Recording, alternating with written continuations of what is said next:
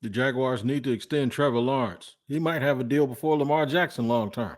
I'll talk about it here in just a second on Locked On Jaguars. You are Locked On Jaguars, your daily Jacksonville Jaguars podcast, part of the Locked On Podcast Network, your team every day.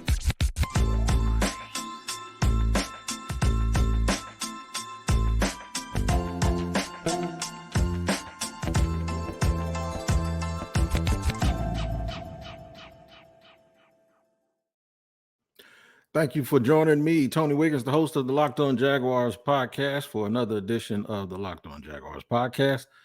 It is your daily Jaguars podcast, and we thank you for making us your first listen because it's your team every day.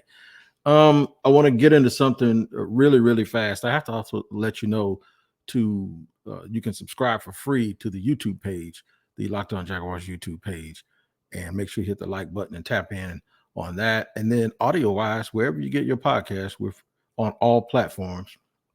Make sure you check them out daily so you don't miss anything. All right, I'm going to talk Trevor Lawrence today. That's a good subject for us to have here. It's a good conversation for us to have. Trevor Lawrence, I think he's going to be due. This is his third season. I think it's time for them to do a contract extension. And I know first round picks, teams can go all the way to the 5th year option. You say, why do it now? You're not tearing up his old deal. You're giving him a new deal, and you're just giving him some money early, and that deal's going to already be in place. I think he's going to break the bank.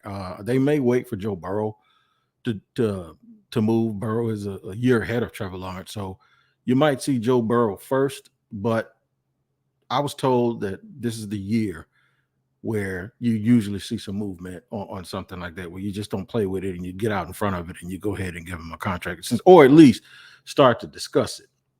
I want to bring up today or broach the possibilities that this is motivated by all of the Lamar Jackson talk. Trust me, if Trevor Lawrence was on the market the way Lamar Jackson was, I think 3/4 of the league would be trying to get him and would trying to offer him a deal with the franchise tag or whatever.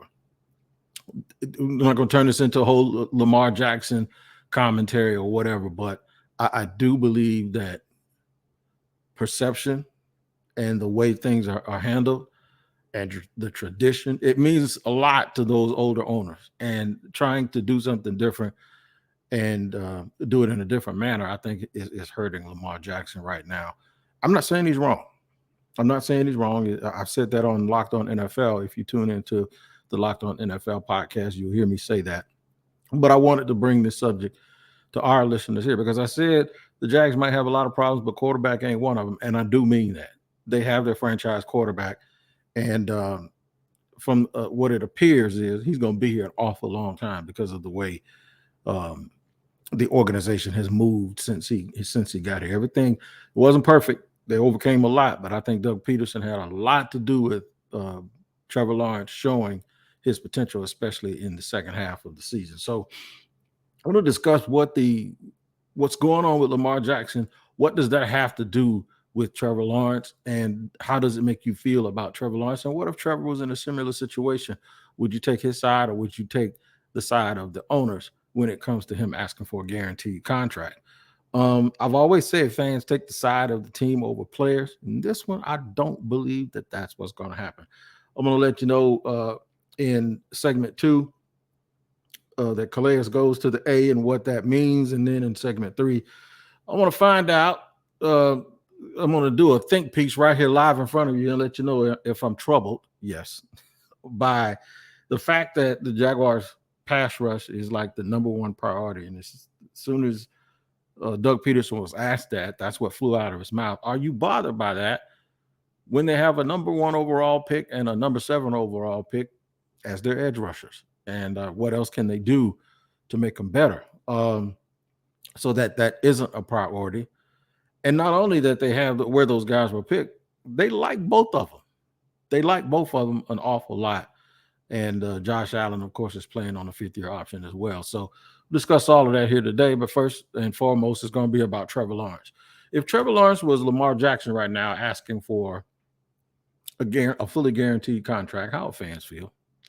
You know how I think fans will feel? I think fans will feel just fine. And they'd say, give him what he asked for. To not have the Ravens won 2 Super Bowls over the years with a bad quarterback and a quarterback who got hot, right? Maybe they're a little bit spoiled and they don't believe in order to win a championship, they have two in the last 20 some odd years, that you don't have to sell yourself short and give a guaranteed contract to a quarterback because you won 2 without an all-world quarterback. I think they're naive. I think this could have been handled a little bit differently, but I also going to put some of the onus on Lamar, because if you want it handled better or differently, then can you really do something as different as not having an agent as a quarterback and demanding a fully guaranteed contract? I just think that in this thing, Lamar is the one that's asking and moving differently than the NFL is used to, which is fine. But this is the result that you get. I'm sure that in this case, if it were Trevor Lawrence, the fans would be on the side of Trevor Lawrence and everybody would be telling Shad Khan and Trent Baalke, they better fix it. They absolutely better fix it. So the way you fix that is to avoid it. And you give him a contract extension right now, and I think right now, or you need to be right on the heels of Joe Burrow. But if you give him a contract extension right now, I honestly believe that he would become the highest paid player in NFL history. That's why I think they might wait till Burrow, who's a year ahead of him and who's been to the Super Bowl and to the AFC Championship game. They might wait on that, or they might get ahead of it. But usually it's always the next guy up. It's his turn to set the market. So with all of this talk about Lamar Jackson and guaranteed contracts, I wonder if Joe Burrow and Trevor Lawrence's agent is sitting around saying, let's see how this plays out. Or will they use the same tactics and say, well, Deshaun Watson got a fully guaranteed contract? What would the ramifications be for the Jaguars if they get put in this position?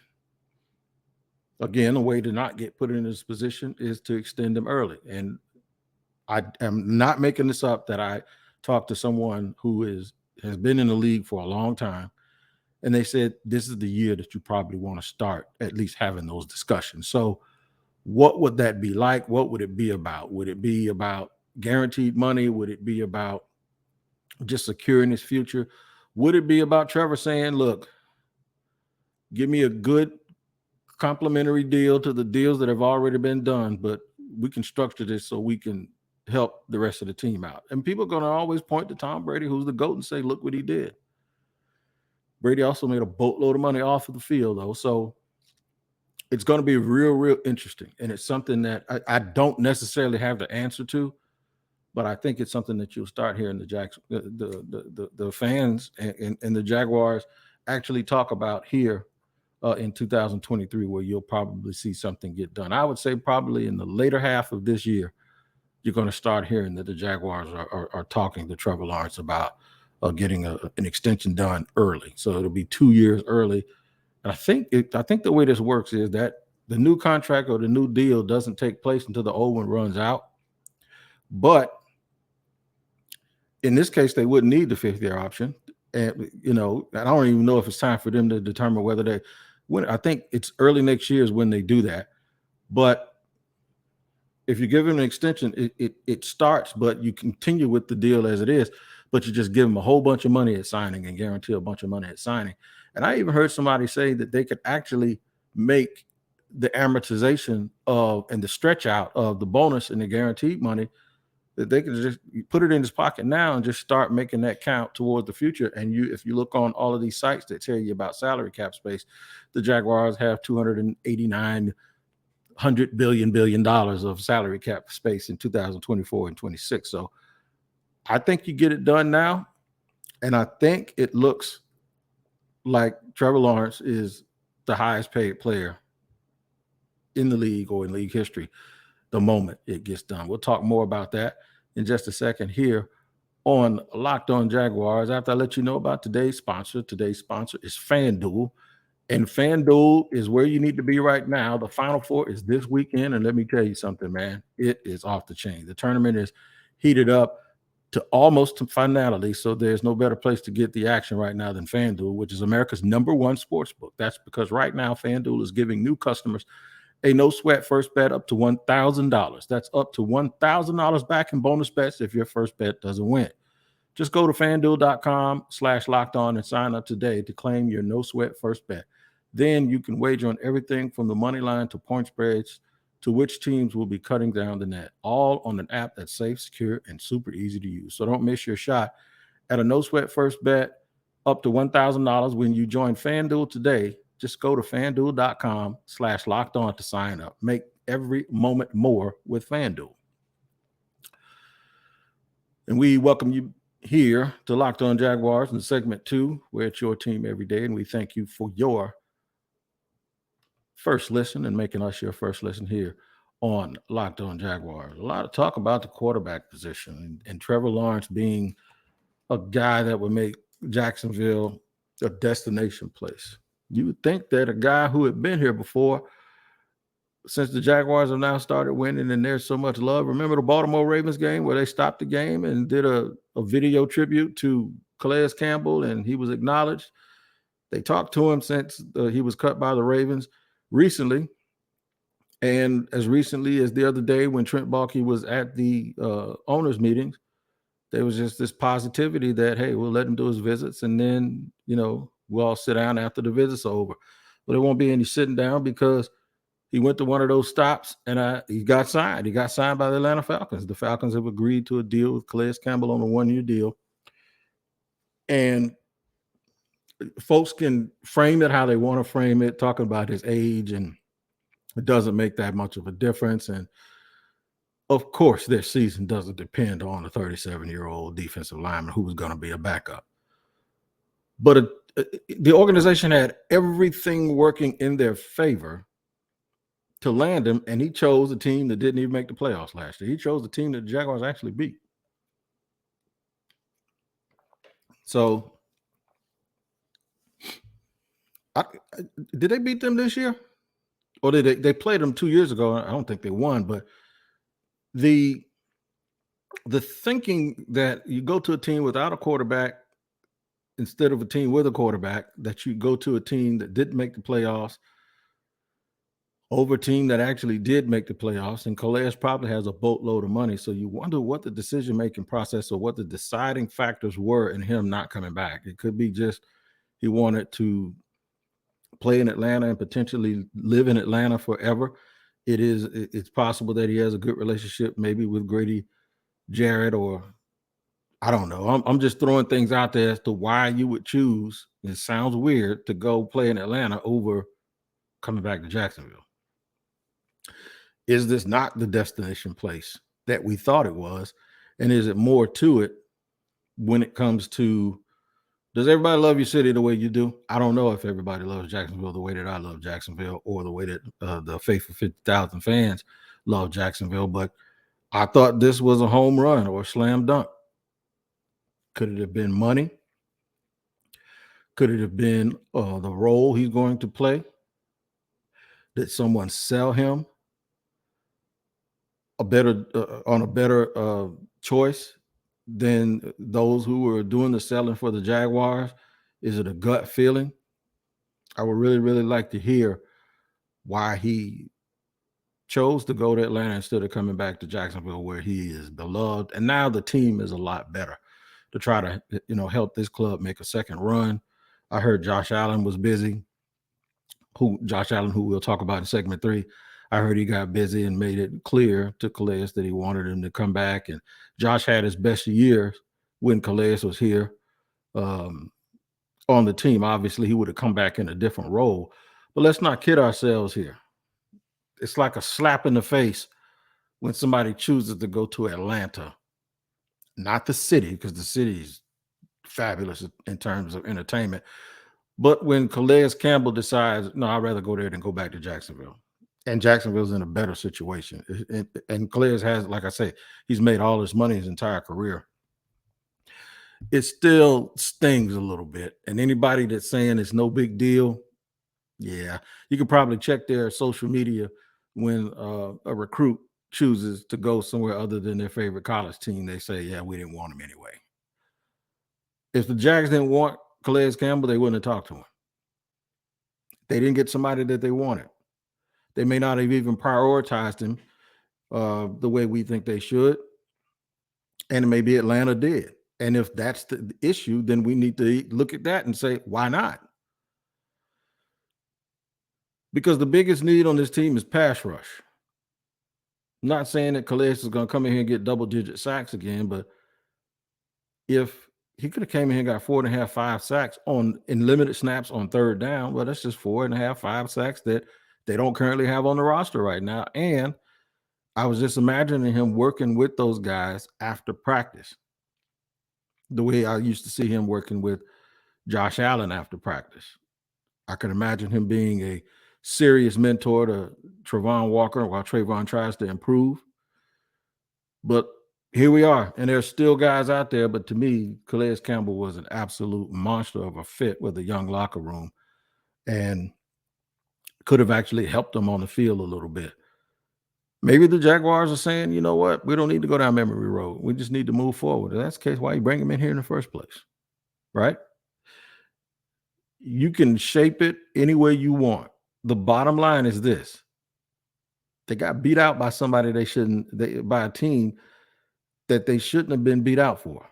When you're talking about that person and his history with this ball club and where the Jaguars are and where Atlanta is right now, it's disheartening. It is. You can't win when all of the things, everything that folks talk about as being the things that entice players.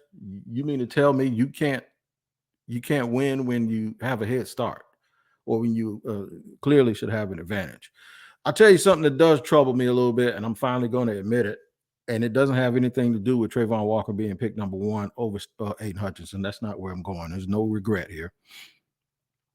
I am troubled that when you have Josh Allen, who they love enough to give a 5th-year option, and they rave about him. When you have Trevon Walker, one was picked 7th overall, one was picked number 1 overall. And when you ask the coach at the owners meeting what's the priority and what's the major need, the thing they need to improve on, and the first thing he says is pass rush. Well, the math ain't mathing. So we got to go over that too. And we'll talk about that in just a second here in the third and final segment on Locked On Jaguars.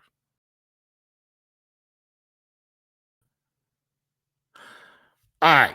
Segment 3 here on Locked On Jaguars. Making us your first listen is the best thing, and we thank you for that here because it's your team every day. Make your second listen Locked On NFL Scouting with Kyle Krabs and Joe Marino. Had an interesting question about those guys. They were trying to pronounce chocolate the correct way, and I don't think I pronounced chocolate the way either one of those, the two options they gave us, how they pronounce chocolate. But I tell you what, I love their football evaluations, and you will too, because they'll give it to you like you can't get it anywhere else. Locked On NFL Scouting with Kyle Krabs and Joe Marino of Draft Dudes, and it's a part of the Locked On Podcast Network. Make sure you make it your second listen every single day. They might be able to tell you who the Jaguars could target as an edge rusher to help this franchise fix their number 1 priority, because that is the number 1 priority. Edge rusher and nickel. They have used so many resources on their defense, and they've spent a lot of money on their offense. This is the team building part, and this is the part where allocution kind of goes wrong, the way that or allocation, the way that they use their resources and their funds. You can't use priority resources, first round picks, top 7 picks, on 2 guys and then have them both on your roster and at some point say that you're hurting in pass rush. That means someone either hurt in evaluations or did the evaluations incorrectly, and it was 2 different staffs, by the way. And if so, then you wonder, why did they give Josh Allen his 5th-year option, and why didn't they go more aggressively after another pass rusher and just move on from Josh Allen? And the reason why I pointed Josh Allen out is because of this. This is the thing that got me in trouble with a lot of people, and folks thought it didn't make any sense when I kept saying trade 41, trade 41, trade 41, because you're in no man's land here when You love the two guys that you have that start, but pass rush is the number one weakness on the team. Kind of doesn't go together, right? When I say the math ain't mathing. So, and I know you can say, well, the rush is more than the guys that start. And the reason why I go harder on Josh, because Josh has been here a lot longer. And, with Trayvon, we can just say, okay, I don't ever judge rookies by 1 year. I probably judged Caleb Von Chase on by 1 year, about 4 or 5 games. But that's my fault. I probably shouldn't do that either, even though I think I was right. The thing is I didn't want them stuck in Never Never Land, and that's where they are. Like, they're too good. The guys that they have, they like them enough that they're not really going to go and spend the money that's necessary to get a guy that's a surefire replacement. I keep hearing the name Frank Clark come up, and I'm thinking, why would Frank Clark come here and not start? Last year, I was going back and forth with someone about Brian Burns at the trade deadline, and I'm like, okay, if you go with Brian Burns is a hell of a pass rusher, right? Who's sitting down? Because ain't no reason you got a guy that's going to be your fifth-year option and he doesn't play and he doesn't start. And folks say, well, starting really doesn't matter. This ain't basketball. Starting does matter. You don't pay a guy a bunch of money, and when the first snap of the side of the ball that he's on is on defense, you don't pay a guy a lot of money, and he's not out there on the very first play. Well, he's a situational guy. You don't pay a situational guy a bunch of money. You don't use the first overall pick on a guy and then halfway through the year at the trade deadline, trade for a guy, trade 2 first-round picks for another guy that you're going to have to give $100 million to and have nowhere to play him. Well, play Trayvon inside. Okay, you play Trayvon inside. Now you become a little bit smaller on the interior of a 3-4. So the question is, what do you do? Does that mean you pick the guy at number 1 to play the 4 and 5 technique positions on your line, which doesn't allow for him to really just flat out dominate people? Do you play him at 3 technique? Well, you can't really do that either because you just gave a $3 or $30 million extension to the dude that's supposed to man that position. This is why I kept saying they got to do something. They got to do something. They can't do this. And when I spoke last year about Cam Robinson, I said, let him go. Ride with Taylor and walk a little. So I always try to do is head off, extend Taylor, let him go. Don't franchise tag him. Let him hit the market. Doug Peterson's first year here, that almost would have been unfair. And then you wanted to see what Coach Roushey could do with those guys. But Trent Baalke has been here the whole time, and he's the GM, and he has to make tough decisions. Basically, you lose Jawan Taylor. Cam's coming off of an injury. They're still talking about Walker Little potentially playing guard, and then them drafting a tackle. Remember that little analogy? If anybody's been here with me a long time, where I talked about building a house and I said you get the foundation and then you start to see elevation and then eventually you get a roof. If you just keep replacing people, you never really build up anything. You just go back and try to redo something and spin it back. And when they want to run it back, do they really want to run it back and be 9-8 again, or do they want to go further? It's troubling. It's troubling to me that their number 1 need is where they've picked 2 guys in the top 7. What it means is Trayvon Walker's got to play better. I ain't going to hold my tongue. He has to play better. They were helped out last year a lot by Arden Key. He's gone now. He's a Tennessee Titan. Trayvon has to play better. Me at this point saying Josh Allen has to play better, I've been saying that for 3 years. So I'm not going to keep saying that over and over again. Josh Allen is what he is. They need Trayvon Walker to play better. Josh Allen, in my opinion, is a number 2 pass rusher, not a number 1. And that's problematic. Now, folks will point to pressure rate and tell me how high he was last year. Look at the fact that he had 7 sacks. I'll tell you what the coach said when he was asked what the number 1 concern is for the team. Pass rush. One of those guys got to get better. Josh has to show something he has never shown, or he showed it as a rookie, hadn't shown it since. or Trayvon really does have to be that dude that gets people. It's not about stats. It's about getting people off the field when you need to. It's about knowing that guys aren't going to have all day back there to throw the football. And it's about knowing that you actually have that ability to do that. They got to get better at pass rush. They got all of this money and all of these resources. And if they re-sign Josh Allen, they got all of this money and all of these resources aimed at that one position, and that's not what they're good at. It's just that the math ain't math, and there's no other way to say. So what do? Use the 24th pick on a dude that they hope is the eventual replacement to Josh Allen, and if he shows that this year, then they just let Josh Allen walk and get a compensatory pick for him. It's possible. Do they think Jordan Smith, they're going to give him a shot, a former 4th-round pick? He's healthy. They're going to give him a shot because they know where he was at the time he got hurt last year during training camp, and they were probably okay with his progress at that point. I heard they're going to work hard to try to reach something, re-sign and work out something with Dewan Smoot, but he's coming off an injury.